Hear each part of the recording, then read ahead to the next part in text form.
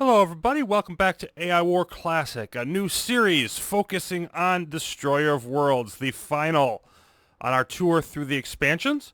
If you have not seen the previous ones, check out the description below because, as always, each one builds on the previous ones. And so it's best to see them in order, especially the beginner walkthrough if you haven't got any exposure to AI War at all. Let's take a look at what we're going to be getting into here.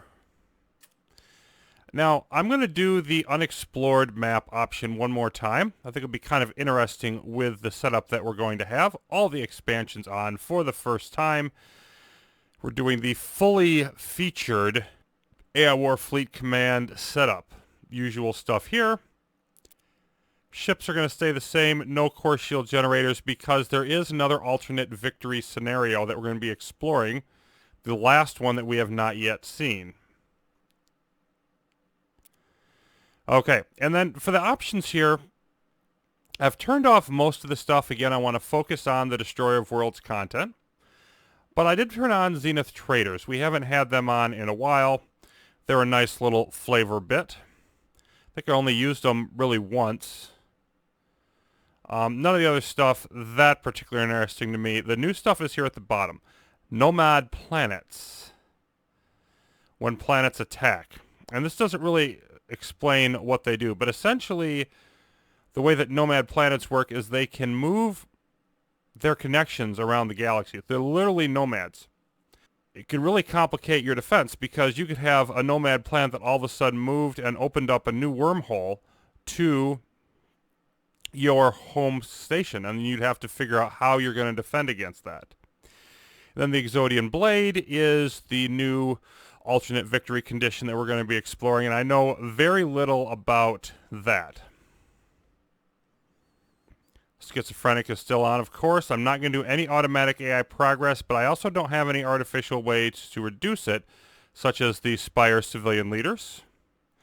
And the plots, everything is off except for the new one, which is preemption. And that allows a portion of the AI's defensive reinforcements released as threat instead. And then a higher intensity makes the portion larger. So this would seem to me as a double-edged thing because it's going to limit the defenses on the enemy planets to have some of them that way. But generally speaking, that's a lot easier to deal with than the idea of threat. And so we're going to keep both of these at the standard amount and just see how that works. Now, in terms of our AI types, they have 4 different types that are in the hard location. And there are some worse ones. Like the one that it adds in the fun part up here is brutal, which you get another core guard post, brutal type core guard post, and also gets one on every Mark IV planet that's not too close to the homeworld. So that's stuff like the core reactor grav post that we've had so much fun with. And so it generally just makes the tougher AI planets much harder to conquer. And there's some easier ones. There's some more music. There's one more map type, things of that nature. But here are the types we're going to go with. And these are the 4 in the harder, the normal harder, not the, red technologist. Quadratic. And this is a very famous AI type. This is one of the game's most powerful ways to put time pressure on you, which could be interesting with trying to do the Exodian Blade. Possible I'm biting off more than I can chew, but I really wanted to show these off. So, with every normal wave it sends, doubles the minimum strength of wave that it's willing to send, tends to lead to waves that take much longer to charge, but eventually leads to very large waves. Seems to me to be sort of it combines the wave concept with exogalactic strike force concept, because they're going to charge up to that certain amount. But the longer you get in the game, the more massive they could be. And so I imagine that I'll eventually need to use fleets to defend my systems. And then at another point, I'll probably need to use lightning warheads if they get bad enough. But on the other hand, there's going to be a much bigger time between waves. So I'll have a quiet period in the middle with which to secure any goals that I might have. So it's very double-edged, but you really got to focus on, when this AI has a wave that starts to come, I need to be prepared to deal with it, obviously. And then overreactive basically has them send larger reprisal waves. Much larger, it says. So this one's going to put more pressure on me in terms of waves. The other one could actually be the tougher one, all things considered, because I'm not even sure how these are going to interact, because they tend to conflict a little bit, I would think. But Vanguard uses Guardians instead of fleet ships or starships for most purposes, and Starship Fanatic uses starships instead of those, so for waves and reinforcements and whatnot. So I'm guessing what we're going to get is a mix of starships and Guardians from this second AI type, and then probably not much at all in the way of fleet ships. The first AI will put more pressure on us in terms of the waves that hit us, and then this one will do that, but also have a defensive element to it as well.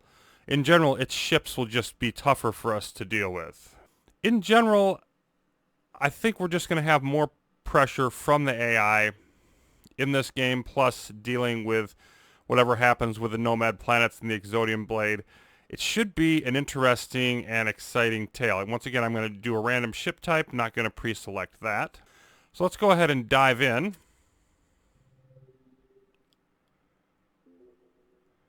Okay, we're going to start in Habitually Red. Let's take a quick look at our galaxy, which we know nothing about because we have to scout. How many wormholes do we have, though? We have 4, and one of them's fairly close. So, obviously, that's going to be a bit of a rough thing for us here. Trying to defend against whatever that is. That'll probably be a planet that we want to take early. And then, let's also check in with our journals. Because this is the new stuff that we have, and this one is on the Nomad Planets from Dr. Jonathan Tarson of Xenoarchaeology. Commander, we've been tracking the Nomad Planets here in the Murdoch Quadrant since we arrived. Their ancient zenith ruins are old news, relatively speaking, but they've become rather more important since the start of the war. Something woke them, and now they wander around the Quadrant's wormhole network. The wormhole network isn't really a spatial relationship, obviously, but something about the Nomads causes their relationships with other planets in the Quadrants to change, somehow. Whatever the cause, these planets eventually periodically lose their connection to some planets in the network and gain connections to others.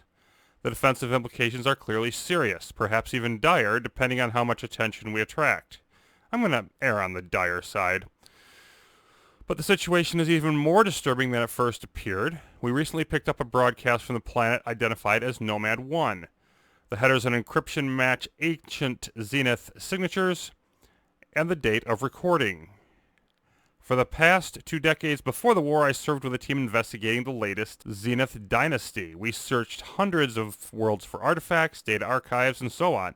Records of the very end are extremely rare, and our investigation concluded that deliberate purging of information took place. This broadcast was recorded nearly a standard year after the last of those records.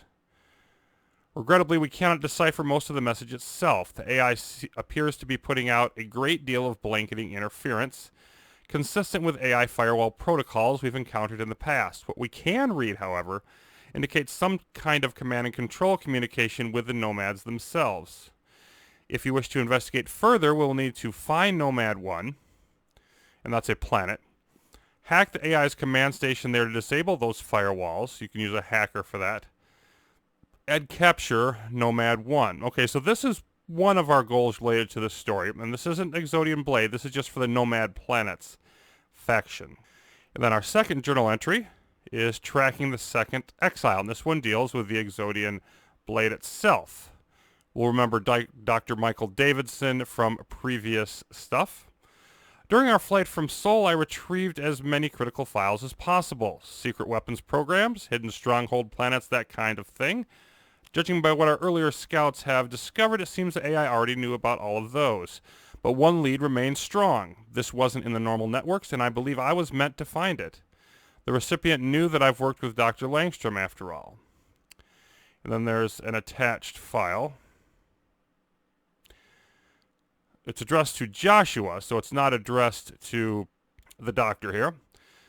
The core has escaped.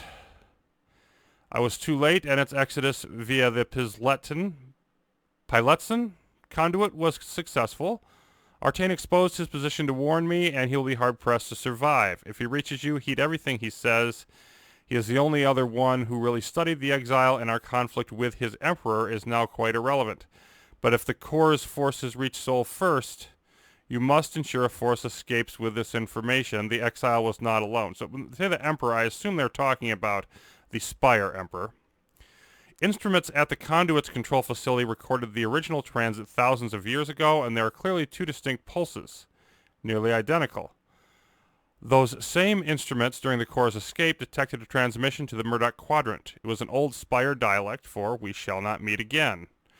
This is a desperate chance, but it may be our only hope of survival. If this second exile is our enemy's enemy, then perhaps it shall be our blade, aka the Exodian Blade, Exodus, and the Blade. I must now follow the core before the way is closed. Farewell. Signature block identity key matches Dr. Richard Langstrom, Duke Greenhaven. And attachment. So the message headers indicate other attached information, but sadly this is nearly the only piece I could recover. I was not personally involved in the Exile project headed by Dr. Langstrom and Dr. Artane several years ago. I'm not even supposed to know about it. All I can tell you is the artifact they were studying led to the breakthrough in galaxy-wide command and control systems that made the AIs possible. But from this message, it doesn't sound like just an artifact, and it sounds like there's another one out there. I did recover 2 more pieces of Greenhaven's message: the transmission signature and data from one planet's telemetry arrays on that signal's main direction.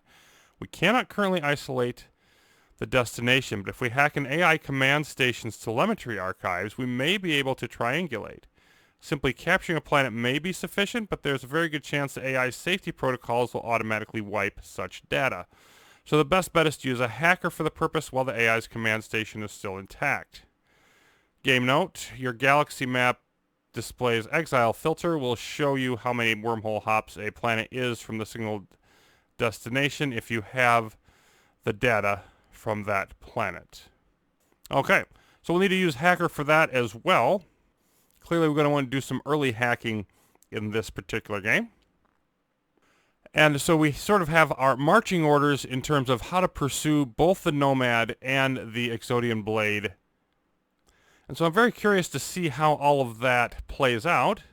But for now, of course, the standard scouting, building of defenses, trying to expand, and all of that will need to take place. When I return, we'll definitely take a look at what's going on in the galaxy around us, and hopefully at least get that first hack of an AI command station to pursue the Exodian Blade a little bit more going on. Till then, thanks for watching. The Exodian Blade plot will hopefully be more revealed next time.